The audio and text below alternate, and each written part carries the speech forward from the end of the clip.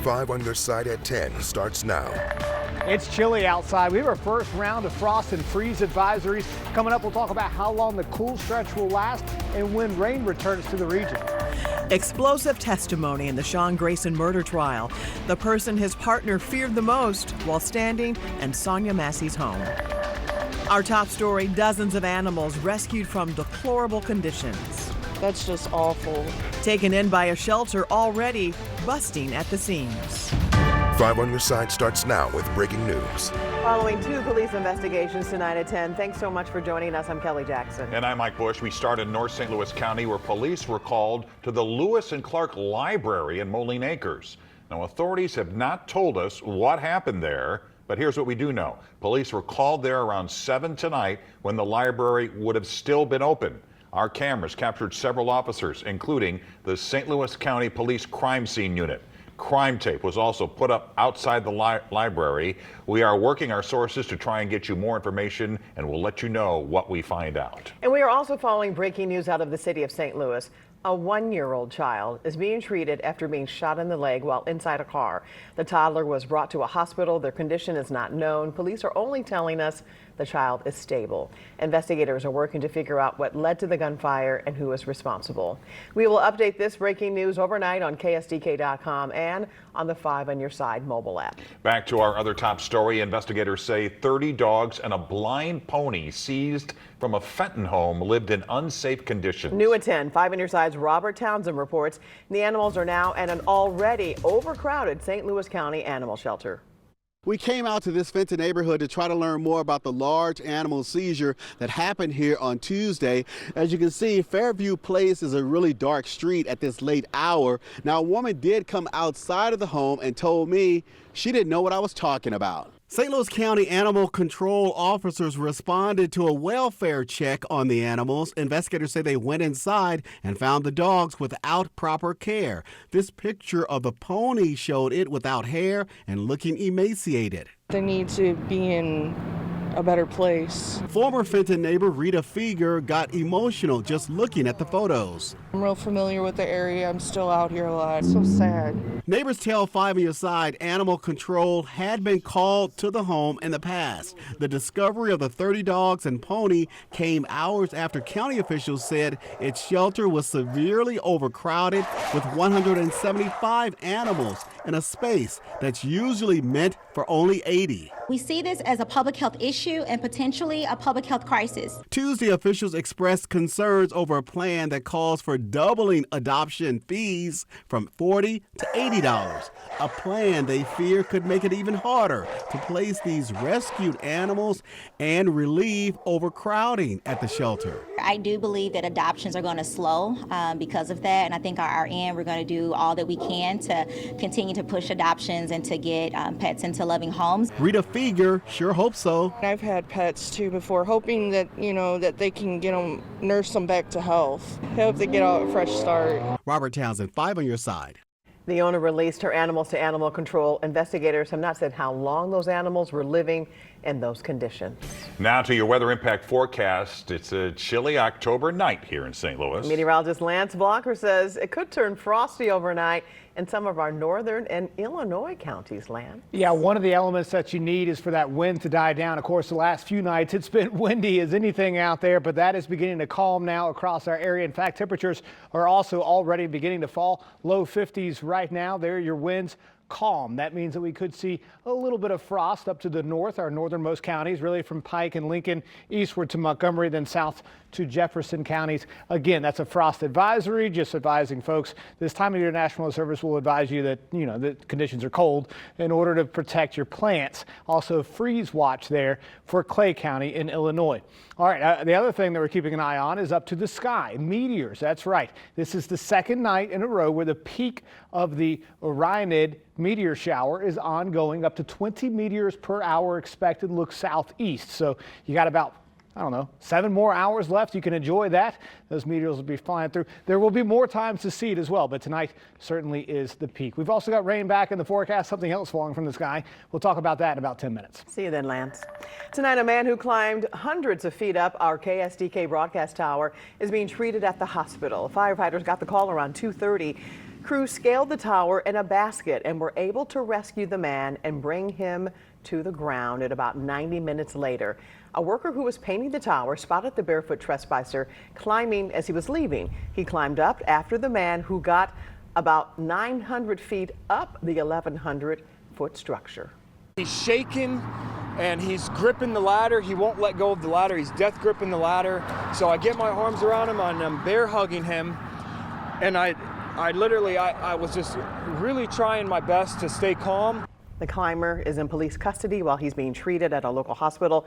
We have no word on his condition. A dozen neighboring fire departments responded to the scene to help Lee May firefighters. Tonight, St. Louis County Executive Sam Page is trying to get the state charges against him thrown out.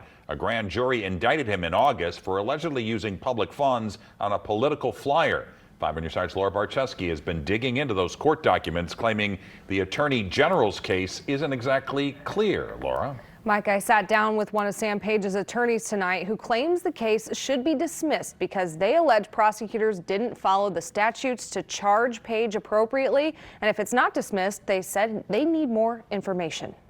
St. Louis County Executive Sam Page is facing 2 misdemeanor election offenses and 2 felony charges of stealing by deceit, all connected to a mailer sent to residents about Proposition B, which would have given the county council department head removal power. There were at least 5 different county councilors involved in the approval of the language. The latest motion to dismiss shows text messages between Page's office and one of the attorneys saying, quote, the documents do not violate the provisions. Page's attorney Matthew Radefeld argues in the indictment prosecutors didn't state Page acted directly when it comes to the alleged election offenses. You have to have had directly or have directed someone to have expended these public funds to expressly advocate for, I guess, to not vote for Proposition B or to vote down Proposition B. And when it comes to stealing by deceit, Radefeld says the prosecutors weren't specific enough. They have him allegedly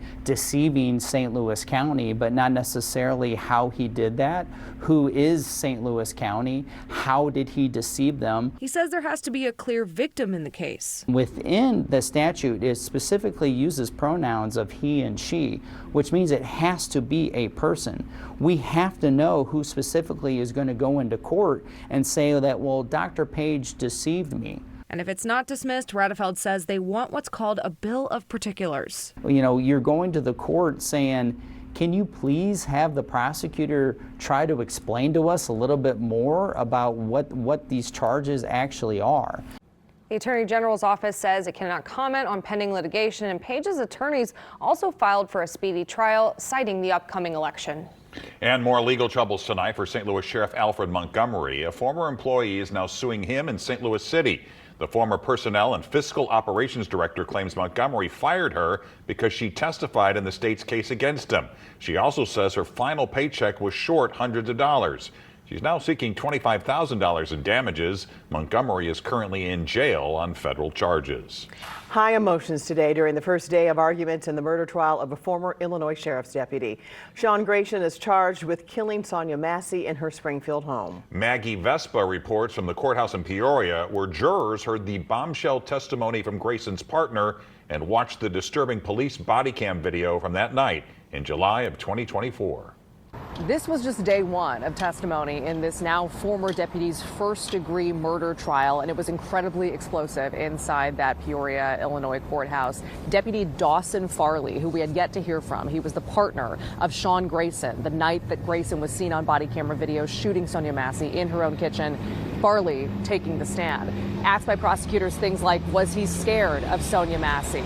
To which he said no. He was asked, was he worried she was going to hurt him? Again, he said no. And then he went on to clarify, telling jurors that he was indeed scared that night, but not of Sonia Massey, even when she had that pot of boiling water. He said he was scared instead of his own partner, Sean Grayson. So the prosecution really zeroing in on that testimony. Again, the defense arguing that Grayson was reasonable to fear for his life in the moments when Massey was holding that pot of boiling water. So those opposing viewpoints still holding strong.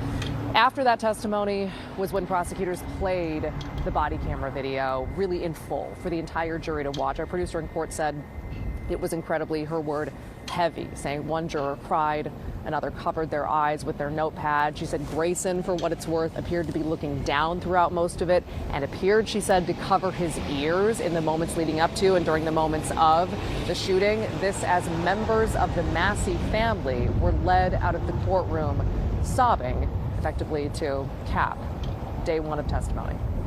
Back to you. That was Maggie Vespa reporting. The trial is expected to wrap up by the end of next week. Grayson could face 45 years to life in prison if he's convicted. He's pleaded not guilty. A life or death decision for women wanting to escape domestic violence. Yes, people are losing their lives because they won't leave, because they're not going to leave their pets. The critical lifeline for survivors afraid to leave their faithful companions behind. Rolling down the river. They work pretty good together, and we kind of got it down to a science. The big family making a stop in St. Louis on their big adventure. Rain is back in the forecast. Unfortunately, it's on the weekend, though. We'll detail this out and how long the rain's going to last coming up next.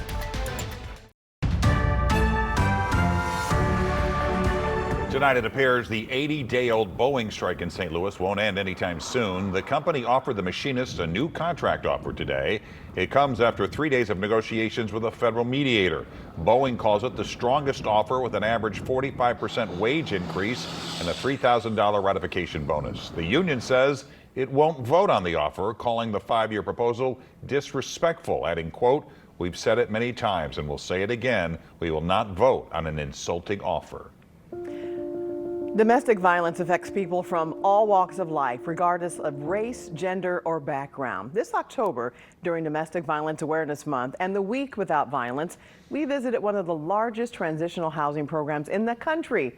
And it's right here in our community, a rare place where survivors and their pets can heal together. Meet Teddy, a big fluffy fur ball who is the resident greeter at Lydia's house. They might need that special touch really quick of an animal that they may have left behind or is bringing, because when you go to shelter, generally the APA will take care of that pet until they get to Lydia's house, which is fantastic for the APA to do that for us. Karen Kirk leads Lydia House, a refuge, a lifeline for people navigating some of the most traumatic times of their lives. It not only offers a safe space for domestic survivors and their children, but even their pets. We have so many in the past that we've had crisis calls with that they're not going to leave their pets when we were not accepting pets. Yes, people are losing their lives because they won't leave, because there's not complete open sources for pets. In fact, only a small percentage of shelters nationwide are pet friendly, which Kirk says needs to change. And she believes it's time to retire the outdated question, why doesn't she just leave? You leave your family, you leave friends, you leave your neighbors, your community, your schools. There's so many reasons why women don't leave. And for many, a beloved pet is one of the reasons. When you see a child holding the pet the day they come in, when you see a child at therapy with their pet in their lap, you realize it's such a lifeline to those children. It's such a lifeline to that woman. It's the best thing we could ever add to our program. Lydia's House has partnered with Purina's Purple Leash Project. That Purple Leash is the lifeline between that domestic violence survivor and their pet. The facility offers apartment-style housing, along with full support for survivors and their pets as they begin a new life together. Are they making pot pies? Chicken pot pies. Another step toward independence for survivors is Lydia's Ladle, where they gain job experience through making chicken pot pies and fruit pies side by side with the resident chef. The pies are a hit. About 300 pies are shipped out each week to local customers. They also have a health clinic on site offering care and comfort. This is so nice. I know. I bet they're just like, wow. They are. It just calms them down a little bit, too. They have a lot to look at. With many leaving with just the clothes on their backs, there's a clothing room for women and children. Whatever they need, support, clothing, comfort, it's here.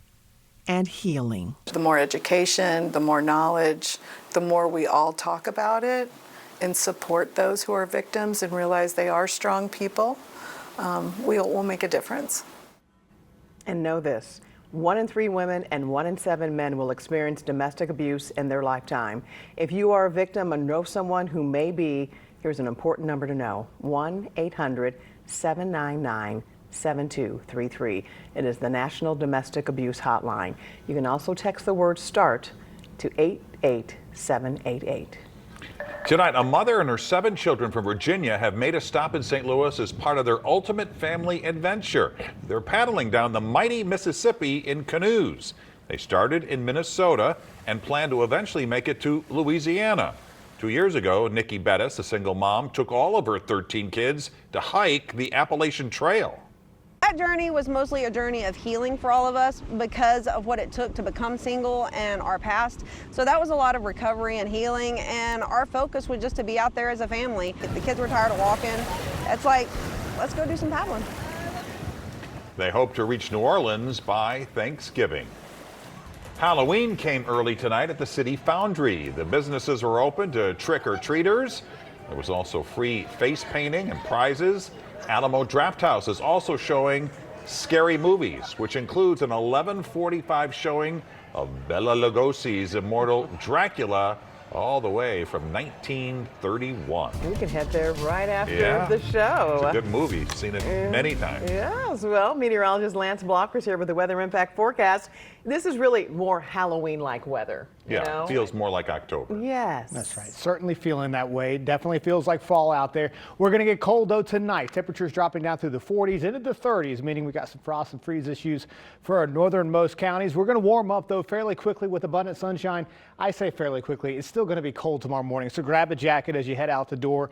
By tomorrow afternoon, you won't need it, though. Temperatures warm into the low to mid 60s for our daytime highs. We'll stay dry over the next few days, but we do have a weather maker on the way. It's going to be this area of low pressure as we approach the weekend. Clouds roll in by Friday with a spotty shower possible, becoming more scattered as we get into Saturday and Sunday. Then that system exits our area fairly quickly. Our next system isn't far off, though. By Tuesday, we expect to see scattered showers out ahead of yet another cold front. This one has a better potential for more widespread rain. The first one likely just light rain as that system moves across the region. These are the rainfall totals out of the first one for us here this Saturday and Sunday. Light rain. So if you have plans to be outside, I'd keep them intact because this is just scattered variety showers, light rain to begin with. So hopefully no impacts for your outdoor activities. All right, we're going to check out this system here. This is Tropical Storm Melissa. The center of circulation is right here. We're in the Caribbean right now, of course, way away from us. But the reason I'm bringing this up is because you're likely going to hear about this system in the days ahead. This system's in a very, very productive environment for efficient strengthening. You can see this is where it is right now. That's day 7. It doesn't move much. A lot of very heavy rainfall, especially for Jamaica. This is the first time the Hurricane Center has ever, in their forecast, one of their first official forecasts, put a Category 4 storm on the map when it still has 50-mile-per-hour winds. The reason I say that is because this one could be one of the strongest that these folks have endured. They're talking about rainfall totals from this easily upwards of 50 to 60 inches of rain. So it could be a catastrophic scenario for those folks down there. So you want to keep those folks in your thoughts and prayers as we get through the weekend on into next week. It's going to be a dire situation for them. Thankfully, back here closer to home, of course, conditions could not be more quiet as we head into the day tomorrow. Sunny skies for us here. Temperatures topping out in the mid 60s. As we look ahead to the weekend, the clouds do roll into the area. Maybe a 20% chance of rain on Friday if you're headed out to a game Friday night. I wouldn't worry about that. Grab you a light jacket. You'll probably have it anyways because it's going to be chilly, but at least it is football weather for us this weekend. All right, Lance, thanks. Corey is in with sports. Eli Drinkwitz has quite the comment about his name surfacing in coaching search rumors. A new book dives into the history of the St. Louis Blues, and one local high school football program is having a dominant season to remember. Sports is up after the break. And the latest episode of my podcast, and there you have it, is dropped on the 5+ streaming app. Coming up at 10:30, you can catch my conversation with Weather Impact Chief Meteorologist Scott Connell, who started very, very young at a local TV station. You can watch for free on your Roku, Apple, Fire, Samsung, or LG TV.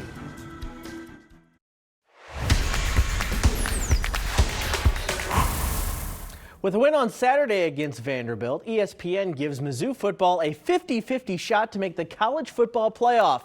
I'm not sure many fans around the country had a Mizzou-Vandy October game as one that could swing the 12-team playoff.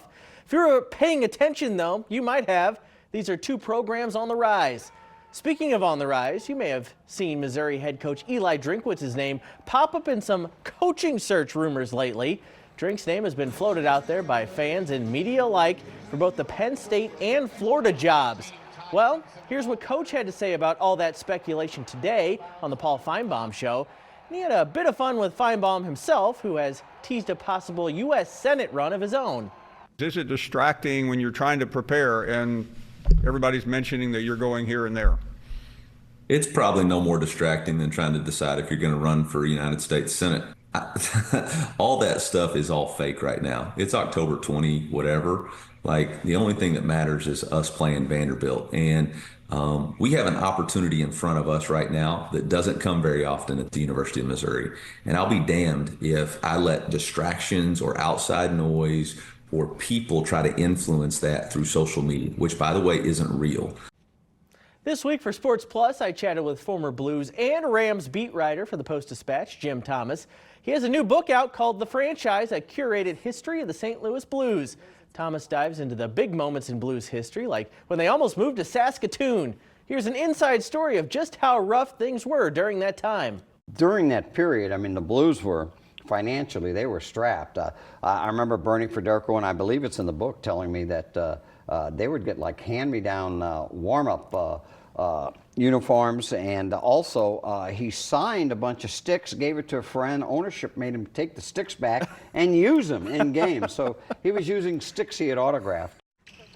Josh Schertz and his SLU Billikens will play an exhibition on the road at Bradley tomorrow. Their season officially kicks off on Monday against SEMO at home.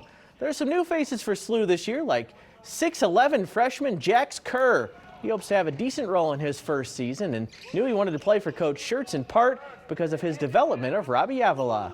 That was a big part. You know, me and Coach Schertz had a lot of talks just about seeing how my game is similar to Robbie's but also different from Robbie's, and how he could implement it into his system. And that was a huge part in making my decision, and ultimately Coach Schertz in his system, and the proof is in the pudding throughout. The high school football playoffs are right around the corner.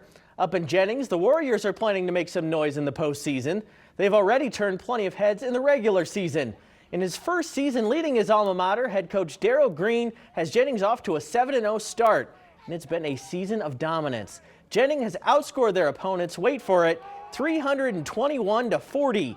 This is a program that just 2 years ago only won one game. The amount of success even surprised Coach Green at first, but he knows his group is a special bunch. Wouldn't have expected it, man, but when I met my boys and we got to work this past spring and summer and I saw their buy-in, I saw their work ethic, I knew we had something special. There's a lot of talent here, man, some hidden gems, some diamond in the roughs, and when they just bought into the DNA philosophy, man, it turned into something big. The word is DNA that we use. Discipline, those skills, and accountability. So every day we go by using that and we incorporate it into our lives. Well, we use stacking days in the summer, so yeah, we very strong. We brothers, we together. A couple of Cardinals are up for some hardware this winter. Both Brendan Donovan and Alec Burleson are nominees for the National League Utilities Silver Slugger Award. Padres' Jake Cronenworth is the other finalist. NL managers and coaches vote for the winners.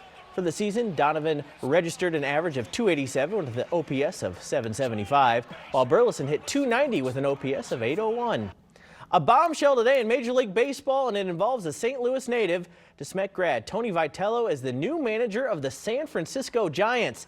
Vitello built his University of Tennessee program into a national powerhouse, winning the College World Series in 2024. He'll be the first manager ever to make the jump from college to the pros without any professional coaching experience. Congrats to the former DeSmet Spartan. I saw him speak at the Baseball Writers Dinner last winter, and I really did think, I thought, this guy wants to be a major league manager. I don't think anybody thought it was going to happen this fast. It's kind of the news around sports today, and it involves the same. In my lifetime, players that go from college to pro, you can count them on one hand. And here we've got a manager doing it. It's amazing. It is. Thanks, Corey. Pricey poultry, the reason your holiday turkey is going to gobble up more of your money. Well, Americans are giving up their PTO. A new survey from FlexJobs, it's hard to believe, found 23% of workers did not take a single vacation day over the past year. Many said they avoid using it because of heavy workloads and expectations of management. More than a third surveyed say they don't get enough paid time off. The cost of your Thanksgiving turkey may ruffle your feathers. Prices are on the rise as the U.S. turkey population has shrunk to the lowest level in 40 years. The culprit, the avian flu, and another virus affecting poultry. While you could pay up to 94 cents more a pound, experts do not expect a turkey shortage for the holiday. The St. Louis Wheel went to the dogs today. Man's best friend got to ride for free. Humans had to pay, though. It was all part of National Make a Dog's Day, which encourages people to do something special for dogs, especially the underdogs like seniors or disabled shelter pets. I've always wondered what a dog's thinking if they go up in a Ferris wheel. I know, like what? What the heck is going on? It could go either way. Yes. There you have it, 5 on your side at 10. We're always streaming on 5+. Start your day with Today in St. Louis. That begins at 5 a.m. Have a great tomorrow.